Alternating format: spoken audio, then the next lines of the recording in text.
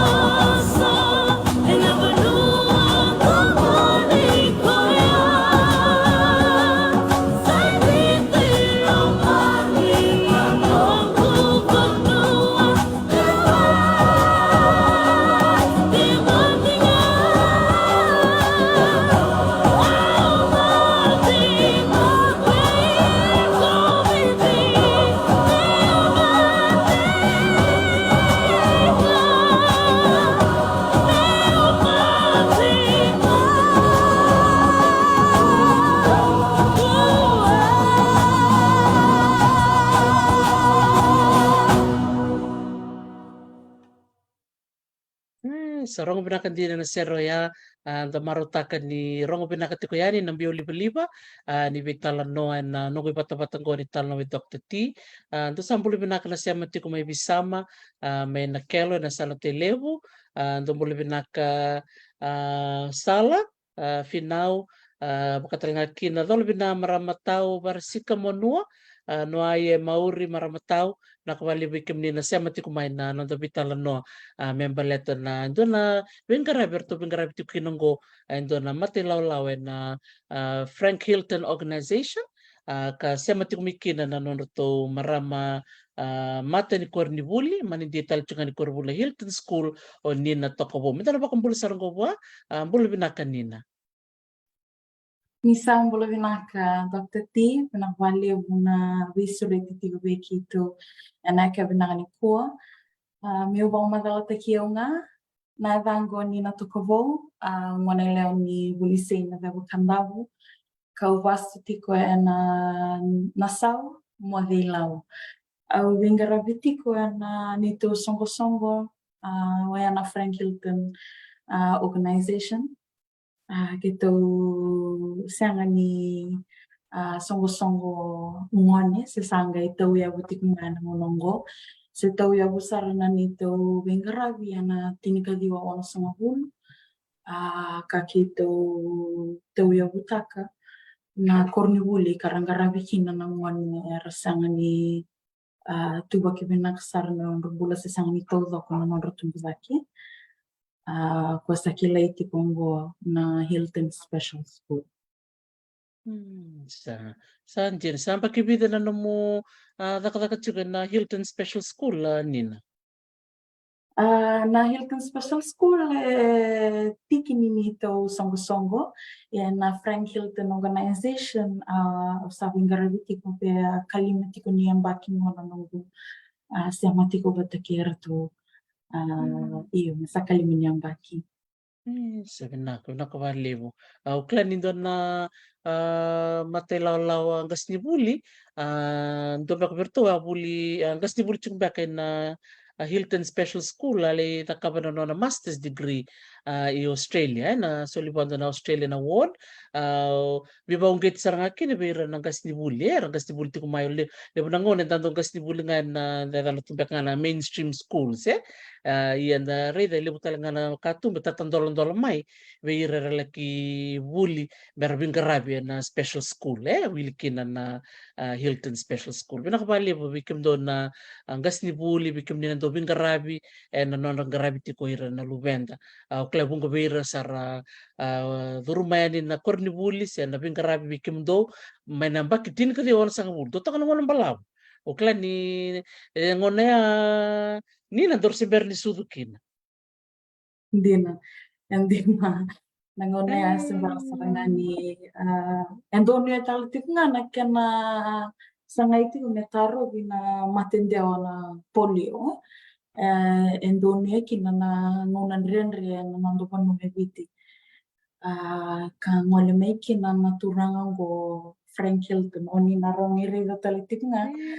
na tamba ka tokong boy in the pool kasi ang wala may kinanating kadiwa ono sa ngulu ang wala may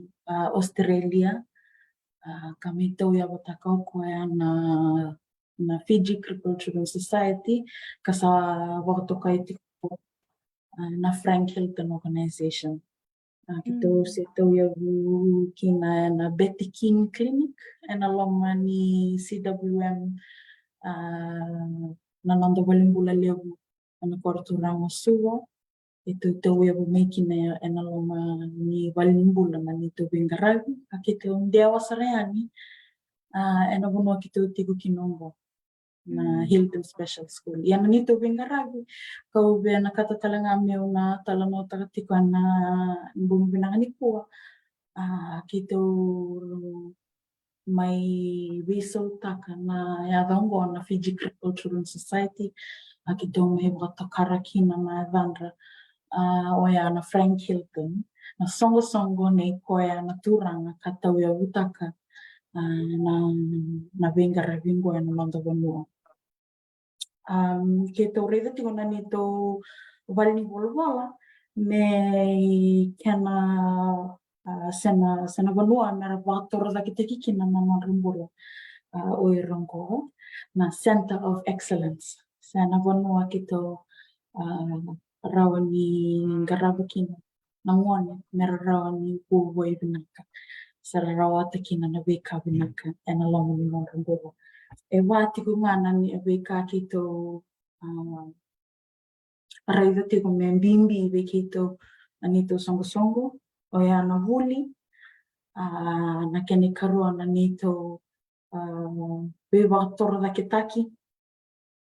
kena nito bebuke sana beto koni beira na ngone kawakatalanga kena beira na huvale karelewena tiko na ngone erangarabi tiko bekito me wong magalataka nga na tambana lalai eso ana nito songo kito ngaravira na ngone sangan ito ko na nangutuluvaki kara laura iti ko na nonrabi meliwai sana nonrabi karau ka wato ka iti ko na autism oya ele na ka sa rongo iti ko ni sa causa iti ko mai ana we national platform ka sarto ngai vitalo mototik nga ana ministani huli karto vitala mototik na kana mandri tik na lowrate na kinongo na autism kito regir taltinga nangone era balingai na nonrorong kito rindo vakavakati ubate kerto na valimbula lewe CWM kito ndo redira na ngone lalai sara para sangga isu mamai karawani laura iti kona beka raroma se binakatik sesen ka kito tigtalanga na nito tambana karto ngarama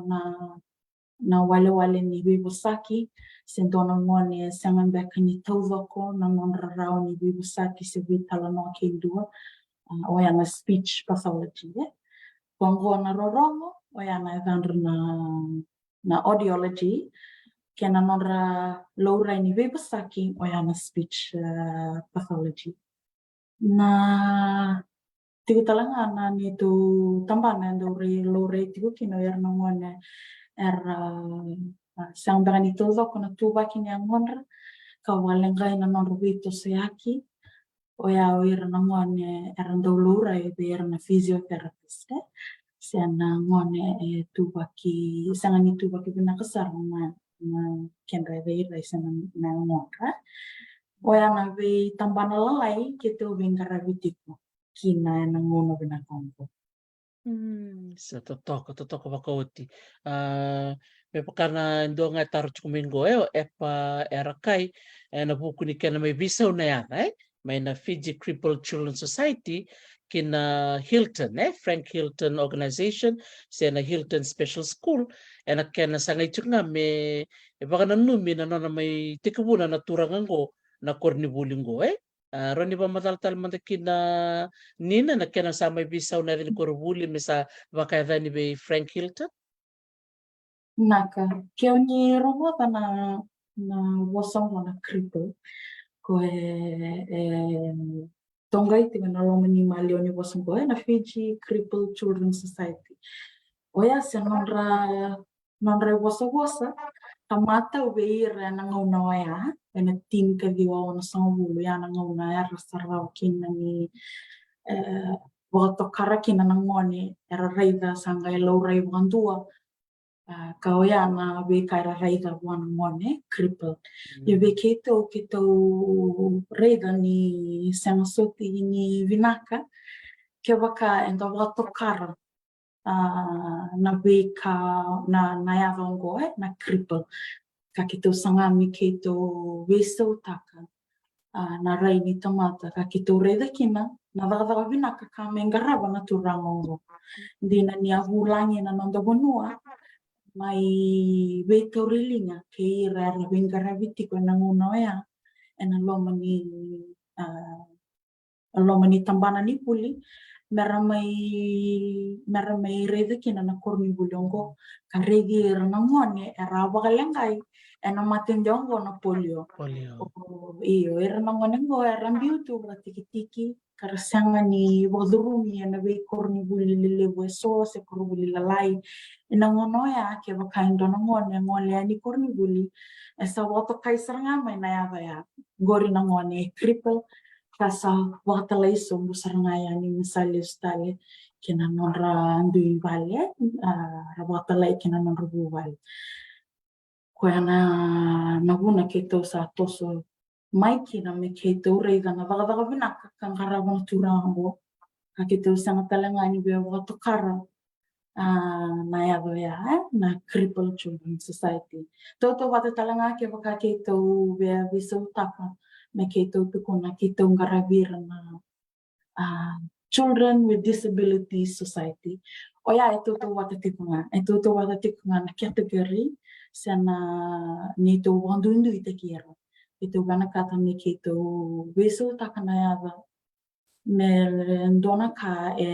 maingarabo ko ndina ni bulani mai tauya utakana no to banua ndona sala me keto na numa kina na beka ka maingarabo ka to so tale tikunga na beka ka me tauya utakana no to banua mandarani loro itiko kina kangara bitiu kina oeru namone era setiku boy biti kontak na ya na mo loro ni soliana ka binan ko Totoo saranga matata pa minaka wikim ni na klala turang beka taro chukumai o klasa na matata saranga na taro na solitaro satu kuni meya binakawali sara epa erakai klaya na bune bisokin mela biti na non rambula o ira na lubenda so bira se garab sar menangona ya so bir bekgo ersaba kabubale na non rabing garabi marutak sarkan ni nung pakai ngatak miya na po na center of excellence do man nga nakaurin ni Rida nina na nonra vaka na ngone rabule na Hilton Special School sebe na nung dokor ni buli ang karabo Frank Hilton na nakilay ti kubira so ngono ndorongo na sere era lang sere era ngiri-ngiri boya talaga kinon roini kena beka erani biwe na wili baka ate sambu totokan dina ninda ka chumo kena na right ko yani that they have a disability already baka dalana tikina ya erani rimba ka malewa da dura tikina ngonra ya nakara da ka be usi bisar weekend to do kutuno na tambula vamos dar madala tikina ya nina na numbuin karabiti ko no kurbulingo naka au mai maru takapagaliw nung may tomana tiko na bingaragongo sana nungu melewena na bolo-bolongo sana songo-songo alaman korni bulo Hilton Special School erotiko nangone erotiko sangas ni bulo nangonongo tiga bunga may nanong garabo na non-rubuli na Hilton Special School kanon rongas ni buli o Frank Hilton o Master Josefa katana kina Master Ebeli dua sangani todo sarambeka na lingana ia turanga dau bekawitaki kawitaki ranonra manibuli ka bagubuli dir na manibuli bagubuli dir na English na maths na be kakiranga endana numa nindara ni garaba ndona gasni buli era ni garaba na turanga ngo mukatal ngaki no masta epeli walenga na nona rorongo ia gasni politiko ni computer na Hilton Special School. And then natudo ko na nung itug tari siya uraw ni bakadala na baka sa monggo ni dona na tomatas and dona ngone ni sanga ni todo ko na beka men baletira na tuba kinya ngonra sana tuba kin rambula erna sanga ni rauka binaka uraw ni bakadala ka binan ko. Sa totoo kan din na marata ka pakalibo na mo VOC na siguro nang ko may baka nung tuko na maya nakana baka dir lolo may na no nasabak sukay tal na ngoni mengwali chukay no ngoni kay tao na mer laki baka durumi na ngoni mer laki buli ni baka samtak na matakwa ya erto na katalawe na mamarawe nirto sa ngole ni korni buli mer laki baka durumi na lubendra oti mengai pakasukai le sumai ndora kana nunguna pakasamtakan na rarawa ena terira ni tumbu-tumbu ena nguna ya ni ro pakasukai ya ona numakina na turanga go Frank Hilton ena nona reyawa me sulena nona yau watikena nona reyawa men dua na kornibuli pakadaba na nomu nakadaka tiko na kornibuli ngoni na marotaka nung vingaravitiko. Au marutakan dina, au marutakan ni dari dasartik nga na beka ndangaravir tiko kina kena beka lalai na beka ndukira tiko kina. And dari dasartik nga na nonra tumbu zaki na toro zaki ni nonra bula na nonra rawa kabra buli kena nonra mbimbiu yani na loma ni bengaravian go Frank Hilton karalako yani na bekor ni buli eso. Tiko vida na ngone bule rasala ko yani Maris Boys Maris Brothers School ketika talanga oira rasango yani gospel School of the Deaf ketika talanga oira ngone ramwali sarani rali ngarabat ngona robuli sara wator takta ngona robuli na Fiji National University. Aurani kani marau takabgaleu ninda reda sartik ngano be ngarabi avagati ko beira kena beka oni kebakauni lomasoli na beka oni rawani tosoete ko sa na rawani beto koni tigukina ana noratumbu vakina momembo. Sabi naka bakalevu. Bikim ni nasema tiku mai ndombula nako ana sema sarchuk mena korro na mosi babini binaka bira na bio kanira sema sarchuk mena lobo ni banua babaka na bukumbuke ndombula nako ndaku tamai tukana binaka balevu na sema tiku mai babini binaka talanga bira sema tiku mingoma Amerika choka Betty Hudson kena marama kasti bulo miri hawe marama nita totoko bakoti na nonra bitoko ni tiku mai sori tumbu sana kasti buli era sema tiku mingo den doru vitala no ni konina au lista le na ulutanga ni autism na numba madal tak me ani rto sa redi tiku na tamata tak ni buli na non ngarabi na ngoni ratiko na iwaswasi ni tubaki waya ya dabuna murai ni na ngonongo na bitoko ni mani matintu kina Frank Hilton organization may na bitoko ni berto na tamata tak ni buli tiko tale so tal na bibuke ngwali tiku may song go Nakabaliw Dr. T na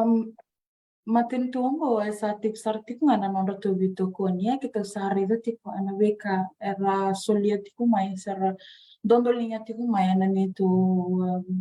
songo na funding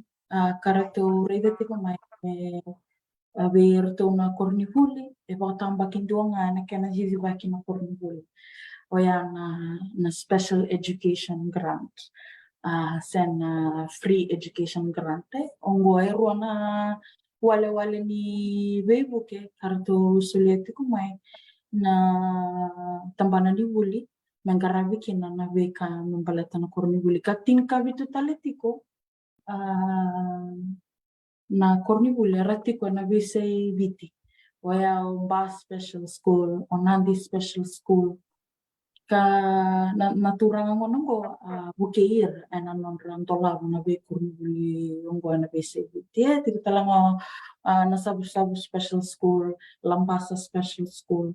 ke baka ni sangani kila ke ni na be kanyo ni sama ko mana ke bana ni ko endo ti na special school ite ko wala kati ke ni nggo ya nam kito nanito bingarabi kita lang ana tambanin bula kaverto na tambanin bula erto solieti kumai dia nan raw nondolu ana bi yang bakie bukan bimbi ana bakie ko erto sa kagibakan wana na national budget sa na bi kailaba kimi bikito dia nan raw nondolu iya na bi kakito ngarabuti kena nito bingarabi tiko sarai laki na kena isau ka waya na huna kito lako tiku kina kito ngandra bet kumi kito ngaraba na bisa sama lala yongo kona wasong mga baksa kumuni lapo waya na amazing wheelbarrow race Embaleta saratiko na kiana tiko na nito deficit. Sana beka riva tiko na nito songo ni kito nanganrewa ni kito na wasukumu kina nilabwa. Iyo koya na buna au sema kina bat kike uni na kabnani ko meron ni talanova ka be ira na leni vanua ke ira rasema tumene be se brugura embaleta na nito ngangandre kena bika kito reiva tiko bimbi be ira na ngani autism sangat talindon ko noe biti arangara bikin ena nonra laura imadanga mera diagnose se mera laura se na vabu manda tiko be ira so sangat talindon ko noe biti rang ningara biro ka kiro Rolo leo eroti ko ero vengara viti ko na lomani nito vali volvol sana nito songo ero tingvero na psychology background sana non ro bulida na veka membaleta na wakasama ia orau tereni tagitiko mai ve ndoana nona tikin ngo na autism and behavior analysis. Katigu sartiku mai Sacramento, graviro tunga mai samatigu mai vera na bima ka na Zoom, wakana wata na kabinani ko ka rto vital no te kira tal tinga na mone sena non rto kisi karton rto tipo. So oranika na kabinani ko ni elevu na mone salure mai ni tigo beira no autism oya na mone rasema baka ni rawani bimali we vinaka kirna non rigamba tigo na mone sangani rawata na bibisau ni kai no bula ke bakasa tiko ndona programo era ni muria tiko no besinga ke ni na beso takane tumbu kami re dana nona anana buki sana nona togo ni besau esanga ni dingoma esanga ni muria na besongo erawa talenga ni tiko bua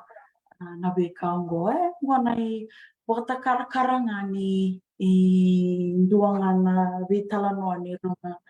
na neurons na lobni wakasam kombaknya ya elureki na setigo ngana nonra sangat tigo mera tukuna nandoni bugandindi ke sena vava na vuna era tobi autism kina na pane sangat nindo na mate me tobi kenda ya na vava na vuna era wango kina na ngon sangat nindo na kena sera bangindi kita tinga sangat nindo na kena dona ka karani tukuni kina ni wakapuna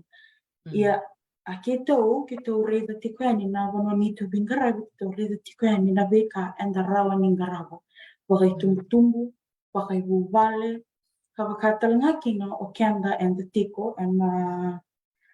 tautumba ni bubale so kenda na lewe ni wanua na dawa enda rawa ni gakabo kebaka enda rawa ni ndakilama ndanga wakai kenda sana dawa na wekango na dawa na keni rai etiko endona mone kando tuwana na nona ibaba ka wagarita gitiko ni ongo na beka endo talitaka etiko ngana beka ran talitaka endo sanga ni baloi binaka kir na bengone taleso sen non retambo balatani beso taki na beka endo garabo oya na wagarita ki ni beka ongo na membeleti na ngani retigo buana na autism Sa dia na saranga bikim tana tumbu anda barong cuma na kabinang ni kuwa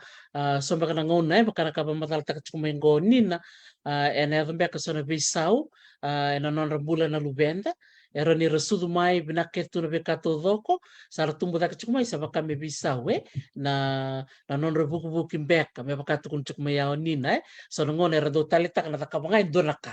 na tuba kara tuba na kame tuba dondonu na kena tuba na baba me ka kunindo e tosoya ni tosa bango e la ka pakatavira na rorongo so na beka baya o kenda ni tumutumu menda kinda tiko ke bakanda rede so na bisa bakaya da ngoli sarea ni berto na Frank Hilton organization andora kana na binga rabi o irto na gasti bulir to tiko kina raba koroi ele besar laki bule na buli tordake me bakasa bak matal tek chumaya rule ro mananga ngoro buli tiko na kena ngarabi sarangan na bika na buti tik maya nina da maruta ka bikem da na lini bono bikem da na sem chuk melambasa na special school melambasa na special school me na sabu-sabu may nandi may ba inda ba binibinaka na reya o ni turangan ko Frank Hilton sa may inda may kalungat tuki na weekend ni tuki nangono binaka ni kuwa ni sobir sarangan na wekanda so na tavinda so na tuakanda so sarangana tamanda inda biyo kan saranga bakan ra era duruma na kor ni bulingo na Hilton Special School iya nina me bakan ni sa buta maya na mundo kumuni labo kumuni sende sa dolo tu mana ngono mana pamadal takin bikim ni na barong tiko mai sa kerechuk mana nonto bitoko ni berto na Frank Hilton organization erto da kabutin ko na mbara na pondo mbara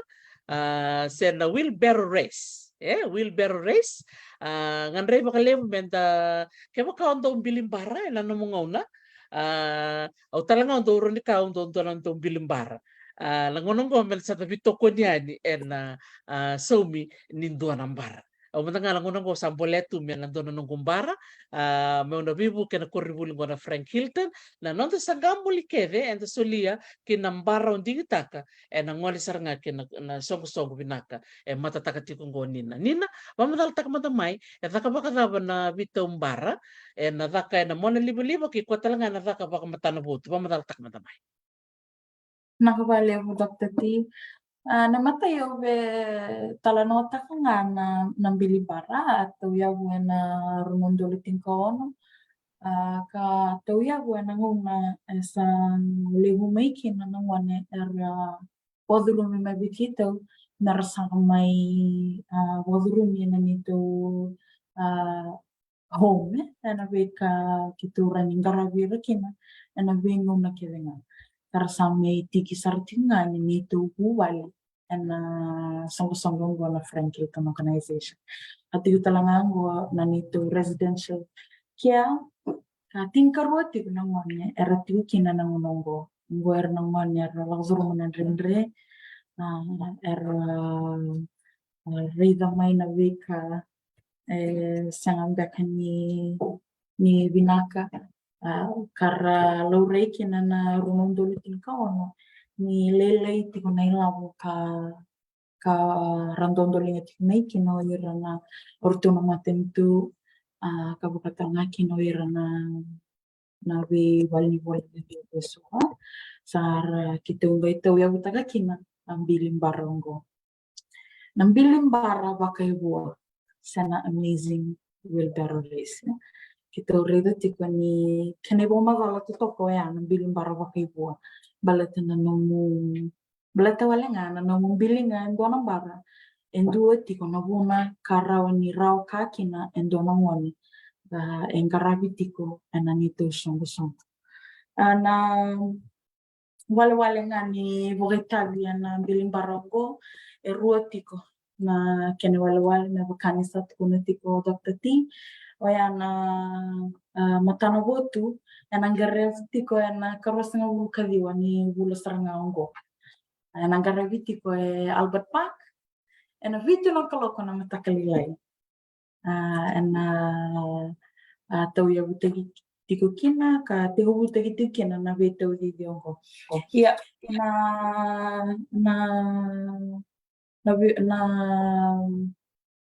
na bilin barongo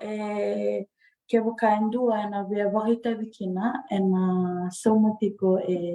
lima na undolu merau nindu kina na rambar na bukani rau ni ribe tiko ngo na kena tampa Ana tego vuti ko ana vitu na kaloko na matakalilai ana karos nga bulu kadio ni chulai karena besi usi viti wesara vita udidi tiko na veti milele weso ana ngonong ko sarwas nga bulu kandu ana tivi ersa wandonu ya karsa andondo lenga mai me bokaita bikin ana nonra timi oya Vodafone o TFL na ve kampani lele na kortura nga suba kena BCBT o Blue Scoop, Vinod Patel, o Goodman Fielder, DSP Life talanga erto sa wando ni tu mendonon erto timi Hakots kabes era talana beti ni soa kan yung kahit ko ili eros nga bukan do na timi erto sa wando no ya merana bakitabi and ang bilim bara bakay buat ana matana botu ana karos nga bulkadiwa ni chulai nambara ana ngandrebitiko mendo en dambitiko kina ana lo manga ni non timi kara lewe walu tiko ana lo manindona timi en do veira ana ngandrebitiko merna dambitiko ana lo manimbara karena bilingi wabu kitiko serna veita wabu kitiko ana pononi bradang Albert Park ana korturanga suba karena dawiri tiko waka tolu munganangau na rantau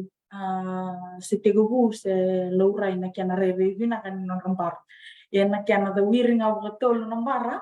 nagai kautio tini kiana dawiri sabe sona ukuku takini naman re ukuku esa lulu tu som butiko ya kita marota kani sa era lewe rus no kandu na kimer sa wandoni kandu beira kita do marota kana talmota ko ya na Bagel Boys. Orto na Bagel Boys era turanga momganga era turanga ya lo pinaka karturanga sa do beto kuniti mai bikito mena ronon do lutin kon na ngau tau ya bukina na bilimbara ongo sa amazing wilgares Agora estou veto caninga era tondo só tanga valeu cartondo só ngana ngona sena da wanda kana kene tu kun dondono era tondo ndambe nga karto vitala no nga nambatini tano era to raukina ni vital nota kina mayanga ni non rabakitabi sena nabeka era rawani garaba ena tamba ni redam baka tikungori be Dr. T ni bukarita tikung baka ngori sarang orto na Bagel Boys kara tau kena tikung baka na sobir tau kena tiku sana kampanye lewu suara kampanye lalai era solo baka tiku na sesama ngoi kara soli tiku na bengona rantambi kina kara bewasea na batintano kasama roh kina donor tu tini ana yang baki ongo ana baki sawo ti arto kumuna rawa tul sanga bulu nondo erto turang ayal guna ka turang long soli karto ndo mole mai merto me redir nangone karto sikubir nangone kara reda sartik na banua mole tiko kina na bela gora ram era solieti na be ambaki tanambaki sao terto kumuno na tulu sa ngawul nondolu enambaki ngos embadirto sa sangati ena non reto ndambi tik nga nambatin tano ka vesureti tiko veir na non reto kan mer vukeira mer soli ka to soetiko na non rampara oya na amazing wilbares na bilimbar bakay buwa kan garabitiko na matana botu na karusa ngawul ka diwani chulai na korturanga suba na Albert Park. Ya, meu talonota kana karua ni wale nondo bukita koya o kereti kina no ni begu ke muni na leo ni banua kena bio kanyo ni siama tiko mai na ke nangani ko ni ba ngata kina no ni telefoni sana na mona liba na sala na bata-bata ndo vitala no tiko kina na ka binani ko ngandre binga kina na nomuni siama tiko beira ni o Nikila tipo na vi bata so na bola mata na Instagram na Twitter que so Nikila tipo na Viber na WhatsApp era ni wakaukina na link com essa ambito da que tipo beko Dr. Tia na que bunani ko na live na bata ngo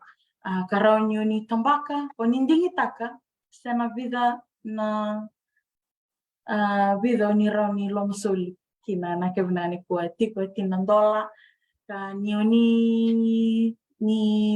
tambaka ya ni na tinandola o ya to sukina nambara na 2 kilomita tiri nandola 2 kilomita na vesinga ya sa to ya buena akabina no na bibitau na biling barango na virtual app sena gravity na virtual app sa tau ia utakina noa kasakaroti ni singa ni po dodo no menda toso tiko na basing and toso tiko na 11 kilomita 11 kilomita tininan dola and 2 kilomita karawan yun ni wasya beir na nung ni beir na kamuni rawan yun ni invita na nung ni wata-wata ni bola mata sama Twitter sama tapos so tingaw ni rawan ni invita ni kina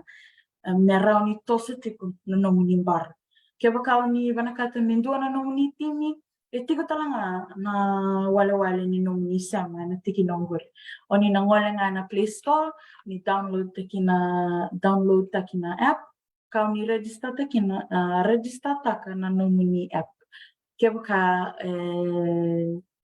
sianga ni banakata nga mo ni bilinga tiko nambara ni FHO sana Frank Hilton na nito song o ni raw ni click and link ka waseti ka na Dr. T marang ito sa tikina na nitong bar tiningan ang bala 2 kilomita o ni raw ni rida tiko na mape waseti ka na Dr. T nir sabi si chigar sabi ito tiko ero sa tiko goan na mape na wabu kiki bitile tiko nga na vito bilim bara Oh, sa totoo kasarangan ko sa ara tokong ko na yada ni sponsorship wira ng bara Leadership Fiji alumni arto na Vodafone Fiji sa rusol kato na kilomita Mana Coffee tursol kadyo na kilomita Let's Do It gondo makano na tumbara totokan din na Rotary Club matakirto na Willing Beyond Boundaries sa totoo ko makotret dosar lang para sa liw sarchungo na team Frank Hilton organization sa runan raw lim sa ngul katol na kilomita sa buno sa Davao sa bola katonggoy hanahan singatok sa din na bakali wikem din na sa mati kumay na witalo no binakongo na sa ngandrim kinabakali na no ni Davao na no ni sulit nga menatin ng dola na tosti ko no ni bar $10 for per kilometer 2 kilometer totoo ba ko tinisa na bitar tasar nga may sabi to na link na nong page ni Fiji ni Talano Dr. T ni ngolikin download tak na link sa tikukina may makasatu kun chuk mew nina sa ronyo bitsar nga na app na nom ni telephone muni bitar tarmikin ka ninding tak ng paratawa o ni binakato mo ni toko na nina total na ka biosya Menaka kaya ni redanga na bata-bata ni raw ni tambaka ni kinanalingongo o ni nareda ni toluti ko na walawal ni nung ni soli sana walawal ni nung ni natusoy kinanambara ni matay na empisa kaya tao tika na nung ni empisa na ngunonggo o wawang giti kaya mo ni natambaka ya ni na link mo ni problema nga rawan ni eduru kinananong ni tinandala sisana Ketika talaga nag-credit sa na-debit card, mga tagikinan na nomini bangi lalay, sa bangi libu, sa bangi tikoy biti, sa bangi base guru-guru. Na rawan yun ni solikina, na wata-watongo. Kaya na eruan na wala-wala. Ketika talaga nakinay-katolo, ayan na cash. Kaya baka tigubikin mo ni nailawo, nanguno binang sarangan ko, kita $1 tiko na wala na kaloko kakitundo songo talitik ngana di mana kaloko na kabe kito tikungango Brown Street 139 Brown Street kau ni rau ni ngole ngamai muni mai revi kito kau ni suli ana nong ni donation kau ni dingi takana tini davo ni beto se ni bena kata muni toko na nong rasa sanga se na nong rambara wana katanga meu wasia tolu mana buna ora ni wasia na kabina ni ko wasia tiko tolu ngana buna se tolu ngana bakasama se ke bakain do mbaka taronga chika sana da buna mana meu bukia kina se meu tokona kina na sasanga ngo tolu ngana buna na matai ni gautiku ena non rabatoro da kitaki na non rambula na ngoni ena non banua ena matai uira na ngoni ngo bungu na ngona ena non da vebu vale saranga sana non da ve korokoro ena ve silviti rendo wati tikitaki karasanga nindo laurai karasanga ndaka nindo kawa buki ana be songo ni mata bubali wana ngona kitondo moleani be era tu mai era tipo ana be sriviti wana ngona kitondo moleani era na wana ngwar tik ngai bal era na maroro itu bali tik na e bal kasona buna rada wasia be keito se be ke mami na tumbu oya nira rere na kutira ke kanto na kana tu bira kini karua era sangani kila ke bakarna vingomi beira na buvale kaleso se beira na leoni koro kabugana ngona era rere na kutira ngona ia kitundo mai rega na non rasangani kauti ko itumba rasangani lomani na kiana irai karau ninda reida beira na huani ratuba kibena kana rambula ni rando ngole ani merando vi melewai kena leoni koro erando vi melewai kerna non ritampa na leoni koro ya na ngone rasangan itu ba kibena kana non rambula sa rasangan itu zo kana non ritumba la kerando marro ibuli ngana ba en lomni bale oya sa enda sa wati tiki tekir sartik ngam beira na leoni oira era sangan itu bagi binangan nang bula se sangan itu loko koya na buna ube waseki na matei ni bakasam ni nondo buwa lebiti sana nondo bi korokoro era ndo boti tikitaki sar sangan indo ngobi sar sangan indo laurai nangonongo yang ni oni tokona nambara se nambara da banga oni vending taka nangono ni na toko na kene do nambara oya oni vau sartiknga no non robotor da kitaki non rombulo yer nangonongo ena non do bono eviti na kene karua oni sa sematiko yani kina non robuvale kar sami tiki sartiknga ni non rombulo na tin nandola koi kusul arawani lomo soli mekina arawani beto ko ni mekina oya rauni waktaraki na donangwane nana rauni yado mai ena ni dobono ni bingarabi Brown Street ke bakain donangwane ngandreba na wheelchair iko soma sartik ngaya ni katiki sartik ngani non rububali kararau ni rawata kina nambula sarawata kina nabeka binaka na kene katolu oni bagari takatiku nanguno ni bondo noe kina muni daumai ena nomuni veto koni kina nomuni kawai veira nangondo moni ngon sangat talindo nangoni ndo tale na vanua ana vise bro ngona nando moni sarana nangondo ve korkoro ena nando vanua eviti na kumuni lavongo sana voso kumuni lavongo sala vata sarana kina nando ngula na toke na nando sole wakana na bengarabi na nando sasanga takavata merawat kina mendarawat kina donaka kau manaka tatik ngame wasia tolong ana bakasama ngori merani bangonge tikemni kina na leo ni banua kikemni na biakani moni daumai ana kabinani kuwa ni vito kon pani toko para sa nga ni kata se mani indua ebe register taka se bondo nu ya me nandua saranga no tim ana ya ka bilang ni po na wale Totoo baka uti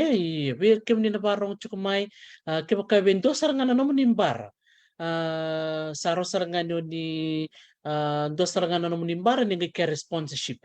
meraga bilinga no menimbara na lebunga nimbara na kan binaka so you have two options. You can have your own wheelbarrow, or secondly you can support a wheelbarrow that's already here sa chukurao nambangan ni telefon sa chukungo na 679 wikenda chukani balangi 293-7513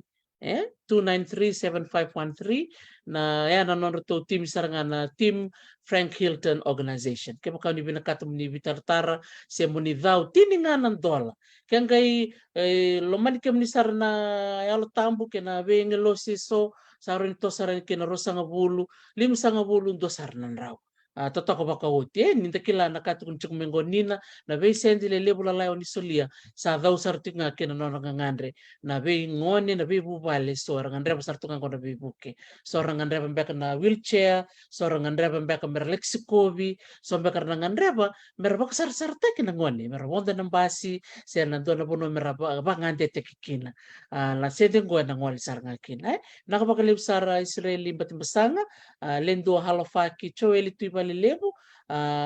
ana sabaya na bara maramatau nakabali mo na muni tukun chuk may mitoko na muni bara maramuni rango sa tukun chuk mengo ko menda somaya na bara na yadini no nambaro ko our children count on you sa totoo ba ko ti rong binakandina na yadini no nambara na maramuni rango ana sabaya na bara ni rete chuk na yadana kaya baka ni binakato muni daw na no nambara ni bitartar ngay na website sa chukungo muni ngay dingi ta kalambar daba kau ni somo sarani kina no na timi o ana sabaya na our children count on you. Nakapakalip sa nina na numusulan mo ngon mendor may bitalan no na sing binakanilibu si baranga ni metaba ni dor bitalan no sultale na ngalalabe kemu na matay binakanilibu mento na mu boss baka ni babi ni binaka bikenda sa bito ko ni chukumai kena boss ni bibakalang kangataki na no sa banu ni chuko na na bilimbara na kena matanaboti na chili na tlom ni taon no suba ba wili kena na bilimbara na mona libali nagsarvale budaktaki au ganakatangami o bahang butikemu nasama ti mga ibati keruka na maramanikan daw na mataka binigilap ni umaka yuti ko imanta nangona mo bandono yake no loma soli mai muzau kin nasasanga ni kum pakso muni labuka oni sa solia saratinga ki na nong nitabi ni kena bawa tora da kita ki na non rambuler na ngonyam ko sawa tinangona ni nondang yung biti rawa tiki sa anda wana mata ni kinangona endara ni tauti ramai erang enda sati kong er sabi wo buli diti ko na lam ni nando be kurmi buli diti kar balenga itu non romo elebu tu na be ka sangani tau da ko beira ia sangara beti ko na itabi ni nando banua ronga turanga ro watala no takati pengiu rongas ni buli tiko na Hilton Special School endo be ronga turanga go etolu tiko na lugan kando rebota ke to mayo ko na non roto fiber na roto mole mai suba na turanga go e boti tiko mai reo au boleh kia muniti ko yani na veo kanyo ni sama tiko mana kapuna ni kua kabu kia muni na leo ni vanua kia waka ni vanakata mo ni mai reiga so ni mai basiko ni ngole mai kita tiko yana 139 Brown Street o yana roundabout mai Jane kita una kawa ni wali bolo tiko na mawi ni ngole mai ni mai regira ni mai reira saranga na matana botu na weka o ni rawe ni webu kikina Weke menina tiku mai besai buru-buru pakatalaki na weke menina tiku mai besai biti. Sarerengona menda na vitori linga taka na nandang garabira nanguan rasangan itu bagi binaksar nandang dulu. Kita sangan iro tanga bukai kita nanondang karabi. Erora anga narawata patanga kaya buka anga sol waki anga vitori linga taka na bisa sangan lalayong go sanang bilimbara pakai buah. Wayang nga na bika au via tiniakin nanunggu biasa na kawanangan ko. Nawale bu Dr. T nomuni besureti nawale bu bekemu na sama tumay na matakabu minglaw. Nawale bu maramtaw ana sabaya na bara. Angwali sarati ko singotoka ana sinubinangan ko. Singwali tingamengo may singotoka. Karling karabir nangwane erasangan itu bagi binangka nanorongula rati ko may singotoka karasangan ni raw ni ngol may suba. Ang walitika no maramugo kakito bingarabi patatalitik nga and nito song na Frankie ito na comment section. Nakawali ito kati.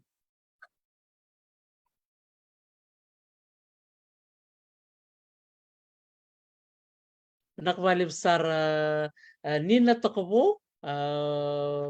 munto sar chikayatu bali wike muna na musili tumeno mungauna na mataya binilevu nakawali na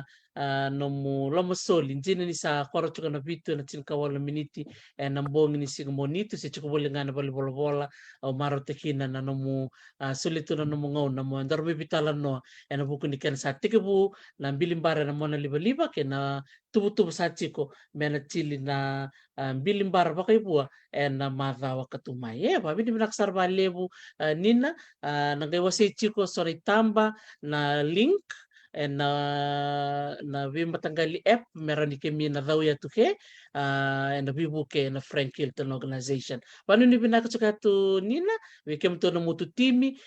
weekend talanga na sema chuka na bisi burbura sana baunge chi weekendra menra na daw ya tu ndra ngir talanga ya tu bina no mutu volleyball bola na Brown Street ke bani tu sonere mutu binakata mena buke weekendra na ngone na isulum beka te na yaya ngandrebi rani ngai biu mai so na keni tuku mena ngai pamadal taki weekend na chuku papalain rani rabibu ketalanga ya tu ena so na ere bina kachi ko na non rai chuku chiko nak bali besar nunggu leo wani ni binaka kalau ngata chiko Tanto na vale bukuti nak bali besar nak bali nina da bali ni binaka na sema chuku mo nina tokobo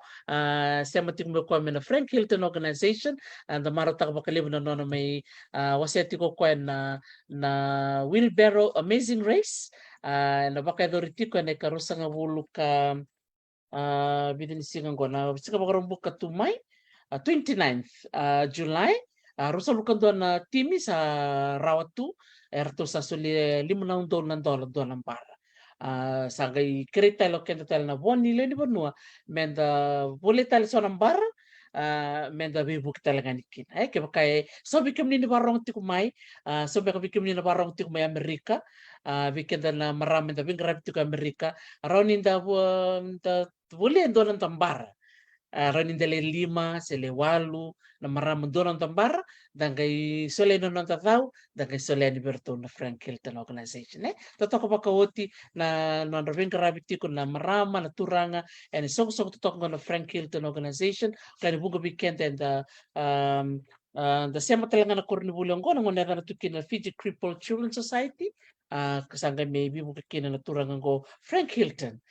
may karabi kasulian na ilabo meron ni ratar na be kornibuli ke na be bono ni bengrabi be rana lubenta en na be sebiti tin kabiti tiko na kornibuli en na be bono kede en no da bono ka be bukiti ko na Ministry of Education and a free education grant go me bibu kimbe kana kende so nang gasni buli en non rapa ka tabli teknologi benda yan lai labo tale so me kende kuri ngan rebi menta taka menta bibu kaya ni kanda tau nak walip sar bi kemni na biyo kani na nomni sema tiko mai babi ni binak sar baka lebu bi kemni na nomni bito kun tiko mai babi ni binak binina